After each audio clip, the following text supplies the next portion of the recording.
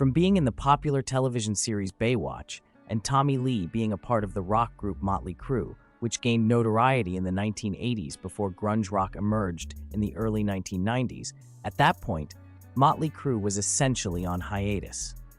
Pam was in some extremely high-profile relationships with a few Hollywood stars before she met Tommy, including Scott Baio and Bret Michaels. Naturally, Tommy had several relationships while he was a rock star. He was also married twice. Lee married actress Heather Locklear after just 3 months of dating. Locklear proposed to Lee. It was claimed that over 500 people attended their May 1986 wedding. The couple remained together for 7 years before getting divorced in 1993. As with any year, there had been a number of scandals, wonderful moments, and tragic occurrences in pop culture before the end of 1994. And as the clock was running down to 1995, on New Year's Eve at a Hollywood nightclub, Pam and Tommy worlds met. In this video, we go over one of the most famous, controversial, and at times exploited relationship of Pamela Anderson and Tommy Lee. Here's the Yelloers. Lee recalled their meeting in Motley Crue's autobiography, The Dirt. Quote, "Suddenly, a waitress came over and said, 'Tommy, here's a shot of Goldschlager. It's for you,' from Pamela Anderson," Tommy recalled. He continued, "She was wearing all white. Her hair was the most perfect shade of blonde I had ever seen. Her teeth practically glowed through her lips when she laughed, and she stood out so radiantly from everyone around her that it seemed like a beam of black light was shining on her from above." Lee said he slid over Anderson's sitting buddies to get to her after introducing himself. Tommy recalls, "I then took hold of her face and simply licked the side, extending from the chin to the temple. She laughed, turned away, and licked the girl next to her without missing a beat. Around the table, licks were being passed by all." At the end of the evening, Tommy escorted her to her car. Anderson stated in a 1995 interview that she gave him her number because she felt he was a cool, friendly, nice guy. After she gave Tommy her number, he didn't take long to give her a call. Indeed, he called her multiple times, but she ignored the majority of them. When Tommy finally got through to her over the phone, Pamela begged him not to accompany her to Cancun, where she was at the time working. Lee, of course, paid no attention. And sure enough, 4 days later, on February 19, 1995, they were married on the beach, in front of the waves of Cancun, with Pam the bride wearing a white bikini and Lee rocking in Bermuda shorts. As per Lee's account, the couple inked their names on each other's fingers in lieu of exchanging wedding bands. Tommy Lee admitted at the time that until they were on the plane back home, neither of them had truly thought about what they had done. In her memoir, Pamela writes, "We knew nothing of one another outside our ecstasy-induced love weekend in Mexico, but it all felt completely genuine," she writes. "We had no doubt in our minds we were meant to be." Following their return from Cancun, Tommy and Pamela made the decision to move into Lee's Malibu property. For their honeymoon, the couple decided to go to Lake Mead on a 5-day houseboat cruise in the spring of 1995. Alone, the newlyweds drove the whole way there, with Tommy driving and Pamela in the passenger seat, and by their side a handy cam, which the couple used to capture private, intimate moments with each other on the getaway trip. Camcorders were widely used in the 1990s, and footage was recorded using actual tapes that were placed into the cameras. Tommy and Pam possessed an assortment of cameras and would constantly record footage of each other doing silly couple kinds of things in their private lives, which at times was also done by nosy paparazzi. Tommy needed renovation on his home, and in order to fix up his house, Tommy employed contractors. One of them also working there was a man named Rand Gauthier. Gauthier was an electrician who worked on Tommy's property, and it is said that Gauthier grew a grudge after Tommy reportedly refused to pay him for his work. Gauthier revealed to Rolling Stone that it was this very moment in which Lee commanded him to go while brandishing a shotgun at his face that actually spurred him to steal from Lee's safe, which contained jewelry and firearms, and a 54-minute tape as well. Pam and Tommy were unaware that the safe had disappeared for more than a few months. In this discovered tape were intimate scenes between the couple. Knowing its potential value, Gauthier was determined to profit from it, essentially making copies of the tape to even placing it online as well. Bootleggers took copies of the recording that Gaultier placed online and shared it extensively, which grew the tape's notoriety rapidly, skyrocketing it far beyond the initial underground sales. Pamela writes that she and Tommy had no memory of filming anything so crazy, not believing the tape was real until a VHS copy was mailed to their home. They filed a $10 million civil lawsuit in March of that year against Penthouse magazine, which had acquired a copy of the tape and used images from it in an article on the couple that was published in June 1996. In an interview, Pamela explains it was stolen property. It was two crazy naked people in love. I mean, we were naked all the time and filming each other and being silly. But those tapes were not meant for anybody else to see, Anderson says. And I've not seen it to this day. It was very hurtful.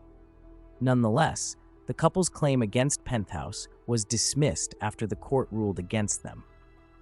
Lawyers explained to Anderson, who had previously photographed nude for Playboy, that she had no rights to privacy, and the Lees had been transparent about their extramarital affairs. So the magazine's attorneys also claimed that the Lees had given up their right to privacy, who had sought to prevent the distribution of the explicit photos, and reached a settlement in which IEG agreed to stop distributing the tape and reportedly paid the couple a significant amount of money. In an interview with Spin magazine, Tommy Lee says, quote, "It bums me out, man. If my kid sees it, if someone goes, hey dude, check it out, I got a tape of your parents doing the nasty. It's really messed up. It's probably not so bad for a man. Pamela's been in some nude mags, but still, that's more like art. She's not making love in it." By 1995, Pamela Anderson had completed 3 seasons on Baywatch. This period marked her move from television to the big screen. Her feature film, Barbed Wire, began filming in spring 1995 and was wrapped up by the summer. Pamela writes that she suffered a miscarriage while working on the set of Barbed Wire. She adds the stress of filming the movie and Tommy's alleged occasional bursts of violence against crew members for the loss. Anderson's role in Barbed Wire came during a period of significant personal and professional activity in her life. Since its release, Barbed Wire has garnered a cult following despite receiving negative reviews from critics. She and Tommy later welcomed their son Brandon in May of 1996. Their second child was born in December of 1997. They gave birth at their home for fear of the paparazzi. Pamela writes that she and Tommy could not leave the house, even to take their newborns to doctor's appointments. The paparazzi still came after us, running us off the road at times to get a picture. We had to take most of our appointments in our home, even the pediatrician. She writes, "A situation arose the night when Pam and Tommy decided to head out for some fun at the Viper Room in West Hollywood, a club owned by actor Johnny Depp at the time. This incident was a physical altercation between Tommy Lee and a photographer named Henry Trappler outside the nightclub. The reason for this, as per a spokesperson for Anderson, was that the couple was harassed and pepper-sprayed by photographers as they left the club, which prompted Lee to defend himself and Pamela. This led to Lee being arrested and charged with battery. In the aftermath of the Viper Room incident, Lee pleaded no contest to criminal charges of battery and was given 2 years probation and asked to pay $17,500 to the photographer. This incident reflected the intense scrutiny and occasional tumultuous nature of their relationship and interactions with the public and security personnel at the time. Their already turbulent marriage was further damaged by the situation at hand, which prompted Pamela Anderson to seek for divorce in the early months of 1996. But eventually, they made up and carried on their romance. So the last time I talked to you guys, you were with the baby and everything was cool. Then the next thing I'm reading, I mean, like maybe a month later, you had broken up. And to the point where Pam was so goddamn mad that she even went and changed her name. Not only changed her name back to Pamela Anderson. That's right. Went to Baywatch and forced them to change the credits. I didn't force them to. Well, they you know asked what I me. mean. Okay. You know, but that cost them like I forget how much money. Yeah, we were talking Millions. about the price. Like $50,000 an episode. I was like, oh man, Tommy blew it, man. You can't, this is. Yeah, and it looked like nobody knew where Pam was. There was a Pam sighting almost everywhere. Oh my friend called me from Canada, and it's like front page in Vancouver was "The search is on." I was like, oh my god. Oh yeah, you were in hiding. That's You were hiding right. at some guy's house. Well, you were You love to fight, right? Yeah, but do. I've got to. He's learning to control himself. I've been. Oh, really? Yeah, I need to. How are you going to do that? How are you going to control yourself? Like medication or something? I don't know. You know, it sounds like he's been talking to somebody. Yeah. Oh, you had a shrink or something? Well, no. I'd like to be that shrink. I'd like to hear sober now. those. Supposedly, I'm supposed to go take some sort of an anger management program. You're a rock and roll star. I think the court wants this. How Yeah. many lawsuits? What about like Ritalin or something? Maybe Ritalin, that you- works on kids. Yeah, but well, Tommy's a kid. He'd be like hyperactive or something. You know what I mean? On February 24th, 1998, Tommy was detained at the couple's California home and charged with felony spousal assault, as well as child abuse, after attacking Pamela while she was holding their son, Dylan. His eyes went black as he grabbed the phone away from me, twisting my arm as I was holding Dylan in the other, Pamela explains. My nail torn off, blood dripping down my arm. The kids were so frightened. I picked up Brandon too, but he slid frantically down my leg and held on to it tight, hyperventilating. In April 1998, Lee entered a plea of not guilty. In response to his wife's abuse, Tommy Lee was given a 6-month sentence in the Los Angeles County Jail. As part of his sentence, he was also obliged to follow probationary guidelines, complete community service, attend counseling, and was ordered not to approach his divorced wife within 100 yards. Pamela Anderson made a public statement expressing her relief and hope for the future. She said, "I'm very proud of Tommy. I'm happy he took responsibility for this, and I think it will eventually make him a better person, and hopefully this will help us move forward with our lives." Lee wrote in his memoir, "She probably thought she was doing the right thing for the kids, and she probably wanted an easy way out of a difficult situation. As much as I loved Pamela, she had a problem dealing with things." Once again, Anderson filed for divorce. Tommy Lee was released from jail after serving 4 months of his 6-month sentence. Shortly after his release from jail, Tommy sat down on television, speaking candidly on various personal and legal issues, including his tumultuous relationship with Pamela Anderson, his time in jail for spousal abuse, and his struggle to maintain a positive public image amidst public turmoil. The interviewer says, quote, "Tommy, you wanted to talk to people, to talk about what you've been going through, changes that you've been going through. Why?" Quote, "Because there's a huge misconception about me. Unfortunately, the media and my bad boy reputation is at ridiculous proportions right now. And I just thought this would be a good opportunity for people to get to know me because of a lot of things that people don't know. I obviously made a mistake, and I'm changing some of the things in my life. People are saying, that I have beaten Pamela. That is not true. That's just not true. Grabbing a woman and shaking a woman is not cool either, but that's what was done. And there's just a lot of misconceptions." The interviewer asked, "Is it physical abuse to do what you've done to Pamela?" Tommy responds, "Absolutely. Absolutely. No one should be treated that way." Anderson obtained a restraining order against Tommy Lee during that volatile period in their relationship, though Pamela says she and Tommy continued to meet in violation of their restraining order. Quote, "He'd tap on my window and we'd make love in the car outside my house," she writes. "I was under the strict orders of lawyers and therapists to avoid him, but we couldn't help ourselves. We ended up right back in each other's arms." Despite rekindling, sadly, it didn't last very long, with Anderson citing Lee's hard-drinking ways. In May of 2000, she testified he had imbibed bubbly with her, seen drinking on New Year's Eve, violating parole. He spent 5 days in jail as a result of these violations. When Pam divorced Tommy, she was granted full custody of their 2 sons. Tommy Lee requested Dylan and Brandon's joint custody. Pamela, however, disagreed, raising issues with Lee's actions and how they would affect the kids. With Tommy Lee partying, beginning with the glory days of Motley Crue, it seemed as if Tommy Lee couldn't balance his rock star lifestyle and his personal life, something the media could easily pick up on, and what seemed to be a part of his whole rock image. In June of 2001, a tragic situation arose when a 4-year-old boy named Daniel drowned in his swimming pool during a birthday party thrown for his son Brandon. The drowning was later ruled accidental. The boy was among several school friends attending that day, and was out of sight of his assisted nanny, who was hired to monitor him that day. This event was widely reported and had a significant impact on Tommy Lee. In his book Tommyland, Tommy explains, quote, "For an entire week afterwards, I stayed locked in my room. I was scared to come out. I didn't eat, I didn't do anything.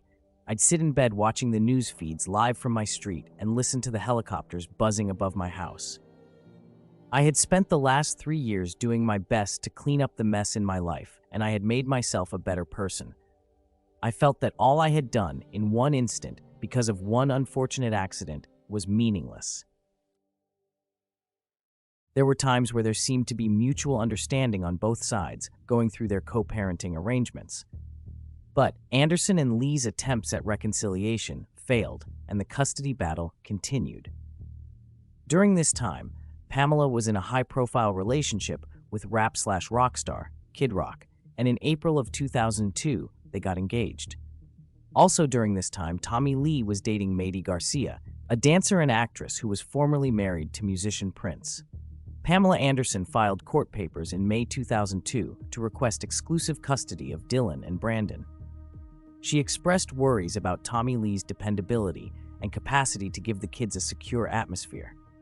Pam also publicly revealed that she had contracted hepatitis C, a blood-borne virus that causes serious liver damage. She claimed that she had been infected by sharing a tattoo needle with Tommy Lee. Tommy Lee denied Anderson's claim that he was the source of her infection. He stated that he did not have hepatitis C and had not exposed her to the virus. The hepatitis C situation added to the existing legal and personal conflicts between Anderson and Lee. Pamela Anderson appeared on Larry King to address the rumors and public speculation about her relationship with Tommy Lee and her children. "Did you confront Tommy Lee about why he did not tell you? What did he say? I don't have it. He was in denial about it, even though my doctor tells me he does have it, and he has told people, when we had our evaluation done, that he does have it. But it's just a public perception thing.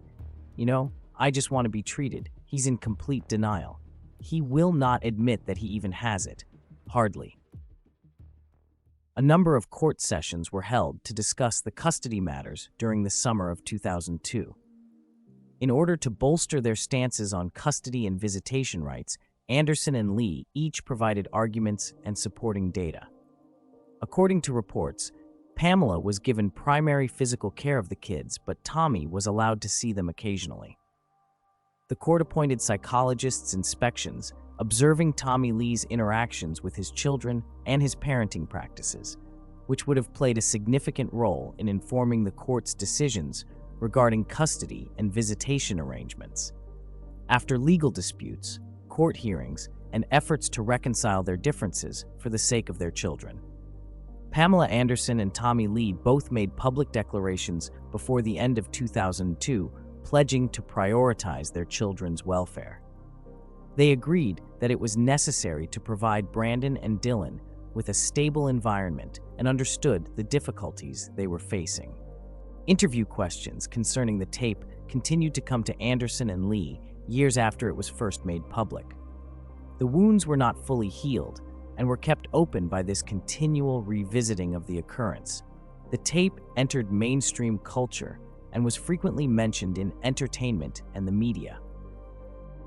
Such unwelcome attention that was exhausting for Pamela, a well-known actress and model, and Tommy, a well-known rock musician. Persistent allusions to the tape would frequently interfere with his attempts to concentrate on his other projects. By the early 2000s, the hair glam rock days and his peak years with Mötley Crüe were long gone, and the tape's lasting linkage seemed to continuously hinder his attempts to change his image or reinvent himself. This limited his ability to explore new musical directions or be taken seriously in different genres. In particular, with the release of his album, Never a Dull Moment, the album received mixed reviews from critics, with some acknowledging Lee's musical experimentation and others critiquing the album's cohesiveness. However, the album did not achieve significant commercial success compared to his earlier work with Mötley Crüe. The early 2000s saw a shift in musical trends and audience preferences, with emerging genres like nu metal and pop punk gaining its popularity and anti-buying websites such as Napster, Never a Dull Moment may have struggled to find its place in the evolving music landscape of that time. The album did not achieve significant chart success, specifically charting low on the Billboard 200. A lack of mainstream radio playing and promotional opportunities, which are essential for record sales and chart performance, may have been a result of the scandal surrounding Tommy Lee's personal life. With a career spanning television, movies, and numerous public appearances, Pamela Anderson remained a significant figure in popular culture. Throughout the 2000s, Pamela continued to model for different brands and be in ads, taking advantage of her fame and status as a sex symbol. During this time, she also became more active in animal rights activism. She worked with groups like PETA to bring attention to problems with animal welfare. Over the course of the 2000s, Pamela Anderson and Tommy Lee's relationship changed from being turbulent and frequently acrimonious to being more stable and amicable. Together, they pursued their own relationships and lifestyles while balancing the efforts of co-parenting. By the end of the decade, they had managed to maintain a friendly and supportive relationship, mostly for the benefit of their children. After calling off their engagement in 2003, Pam and Kid Rock ultimately got married in 2006 after becoming enamored with each other. However, the union did not last. The marriage ended the same year after a nasty split, citing irreconcilable differences. In 2007, while in Las Vegas for the MTV Awards show, an altercation occurred between Pamela's two ex-husbands, Tommy Lee and Kid Rock. Witnesses reported a confrontation between Kid Rock and Tommy Lee, where Rock slapped Lee and threw punches. Security intervened, but the altercation caused audience disturbance, causing the live broadcast to be cut off. From the beginning, it was evident that they weren't truly fond of one another. According to reports, sources at the event reported that Pamela, who was also attending, appeared to be caught off guard and embarrassed by the altercation. Anderson was on stage at the time, introducing a segment with comedian Sarah Silverman when the fight broke out in the audience. Rock claims that the conflict started when Lee made comments to him concerning his relationship with Anderson, saying, quote, "I had it with him when me and Pam were going through our divorce. He picked up her BlackBerry and started emailing me a lot of horrendous things. It was extremely disrespectful." Rock remarked that the relationship between him and Lee was always going to end up like this. Quote, "I had to do what I had to do because this was a long time coming," he said. "You know, I came back from the bathroom and he was sitting right there. It was even more disrespectful after everything he said. I was like, that's enough. That's it." The reason you hit Tommy Lee at the MTV VMA Awards was because of, quote, lingering level of disrespect between you and Tommy, correct? Well, I'll tell you what happened. It was basically through my relationship with Pam, this ongoing thing went with Tommy. I was helping raise his kids as well as my own single father. I was raising his kids, and there was a lot of really disrespectful stuff going on with his own kids that I was raising. I always turned the cheek and tried to be the bigger guy for the kids. We had just got divorced. He was at a birthday party with their oldest son. So Pam's cell phone called me, started that out for me, saying she'll always be with me, this, that, and the other, you're a piece of this, that. Got roots, and I told him, I texted him back on that phone and said, when I see you, message with him. We then went to the MTV Awards. He's at the MTV Awards, whatever. He comes over and sits down next to me. He has to smack his hat off, punched him, and that was the end of it. He eventually called me after that and said, you know, I understand the whole ordeal. Let's let bygones be bygones. I was wrong. That was the end of it.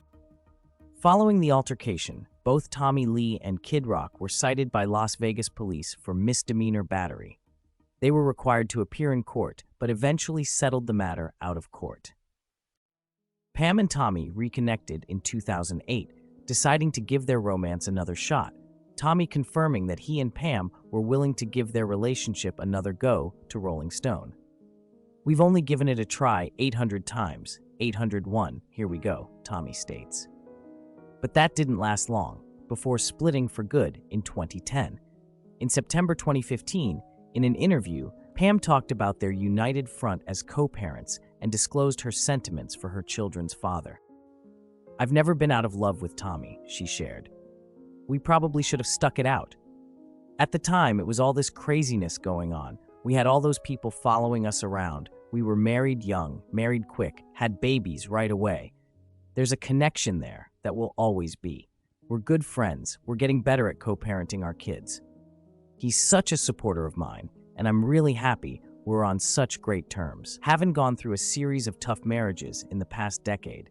In her memoir, Pamela writes, quote, "Tommy was the only time I was ever truly in love. The rest of my life, my relationships paled in comparison. It was a losing battle," she writes. "It wasn't the other's fault. They just had no shot." Tommy Lee and Pamela Anderson's romance represented the wild and unbridled side of rock success and fame in the 1990s. Their passionate, chaotic love story captivated the world, but it was the leaked tape that forever changed the landscape of celebrity culture. This scandal didn't just impact them. It redefined how private lives could be exploited for public consumption, setting the stage for a new type of fame. Celebrities in the 2000s, like Kim Kardashian, would later benefit from this shift, using similar scandals to catapult themselves into the spotlight, building entire empires on the attention these controversies brought. But Pamela Anderson, who much more than Tommy received the most ridicule, is so much more than a moment caught on tape. In recent years, with the release of her own documentary, Pamela Anderson, A Love Story, in depth the public sees that reducing her to just that scandal ignores the true depth of her identity. Beyond her iconic role in Baywatch, many covers on Playboy, and her publicized relationship with Tommy Lee, Pamela has dedicated herself to causes that matter. As a mother and a fierce advocate for animal rights, she has consistently used her platform for activism, shaping conversations around environmental and ethical issues. We recognize and see the depth of her work and the strength she has shown in shaping her own narrative, despite the challenges she faced.